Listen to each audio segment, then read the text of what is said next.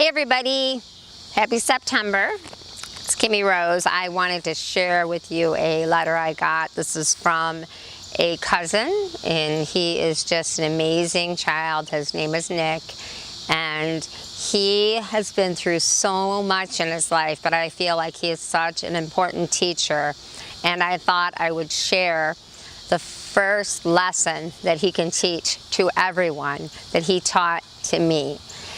I was visiting my aunt and up north on Manitoulin Island, and had the fortunate, I just was so fortunate to be able to talk to him on the phone. And he said, I want to share something with you. I want to share with you how to help understand impulsive thinking. And he said, this is what you do. You draw a circle. I don't know if you can see this, but I'll actually snap a picture of it and you can see it. And he said, when you get impulsive, like these impulsive thoughts, what happens is the thought's there. So the thought's there, all of a sudden, a lot of times things will trigger a thought like, this is what, I want to do. I got to go do it. And the thought's there. Actually, it's more of a thought. Then you get the urge. So it goes from thought to the urge of, I'm going to do it. There's no in between those things. I mean, there's no in between. So if you can understand this pattern and how impulsive thinking happens, what can happen is you can let go of addictions, you can let go of anger, you can let go of a lot of things, whatever we do things. There's many impulsive things many of us have. So it starts with you have a thought, then you have the urge, you take action, then you have relief because you fulfilled that, right? And then what comes next? You have guilt. And then what happens is it repeats itself. The thought's there, the urge, gonna do it, right? So you take the action, then you feel relief, and then you have guilt. And it's a vicious cycle if you really think about it. I think, let's take a incident with drug use maybe. The thought's there because something's triggered that thought, okay? Maybe you're in a situation and you're like, this is a familiar situation, or I'm upset, and you're getting triggered.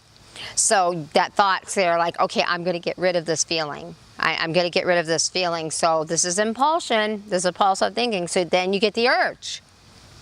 Then what you do is, there's no other rationalization there. You go and you take the action. You'll get the drug. You get that relief then, the next step.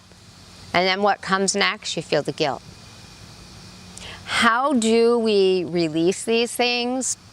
One of the things I've learned through counseling and actually through Nick, just to know this pattern is powerful, because if you know how your mind works, you can actually understand better techniques to keep you from, because this is how the mind works, okay? And it's understanding impulsive thinking. So what triggers you? Do you surround yourself with things in your life that upset you? If you have had any addictions, are you supported? If you get in a situation where that thought's there, that you're starting to panic, have panic attacks, you're starting to worry, all those things, and then the first thought is, I got to detach from this, right? I got to detach from this. There's got to be a way so I can just be here and make everybody happy. I'm gonna find a way to detach. So then what you do is you get that urge to just, because it's a familiar way you've done that. Then you take action. You get the relief because then you can be there. You're not crying, you're not going through things, you're able to just not feel. And then what happens? When you come down from that, you feel guilt. And to me, this is powerful, because if you have anxiety, even if it's shopping addiction or regular addiction, to know the cycle is to help you to implement a tool that you can change. For me, knowing that relief, to relieve myself, relieve the urge, but also knowing that I'm going to have guilt. It's like a vicious cycle. So what I've been doing is I've been allowing myself to process things, and it hurts. If I'm in a situation and the first thing I want to do is I don't want to feel, you know, like certain things, I can't take it, it's too much. I would have that urge to numb myself. And so I start to cry, I start to get upset, and then what starts to happen is I still feel guilty, and then I go into the other thought pattern of what did I do, how can I fix it, and it's a vicious cycle. And the most important thing to know is it's just a thought. You at all time are in control of your life. All times. We define our lives through how other people accept us. I can tell you that with me, like as a mother, I define my life. As a child, I define my life by that, how I'm accepted. And it has been detrimental to me, to the point of panic attacks, things like that.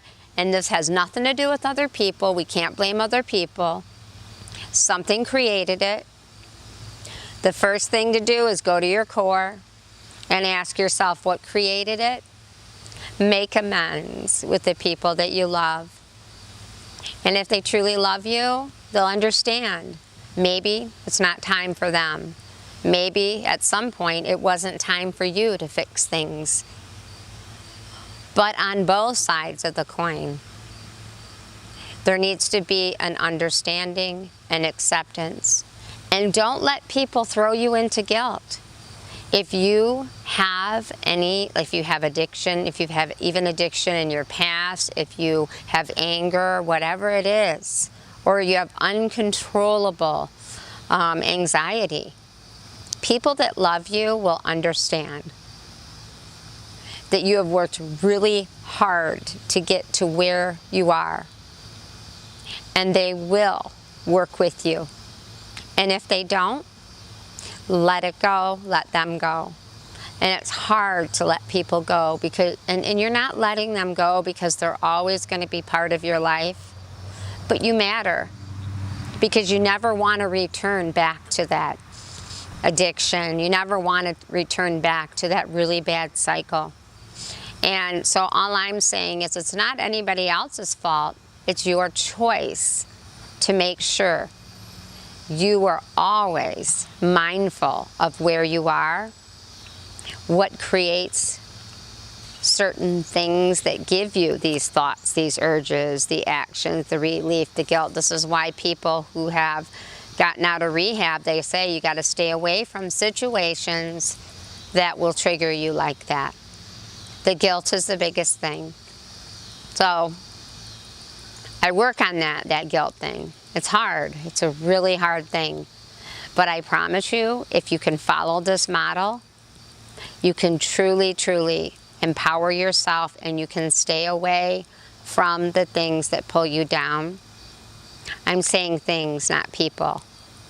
When people choose to understand why, then they'll start working with you. They truly will understand that you have had a struggle. You made the choice to go and relieve yourself, and then you kept circling through. They will stand by you and they'll work with you so that those cycles don't occur until eventually they just stop. Nick, thank you so much for sharing with me. He also made me a smudging pot, and I'm excited to get it. It's pottery. And I hope that this has helped you. I want to just say bless you. I hope that everything that is shared on this channel can help you. Bless you. Namaste. Peace.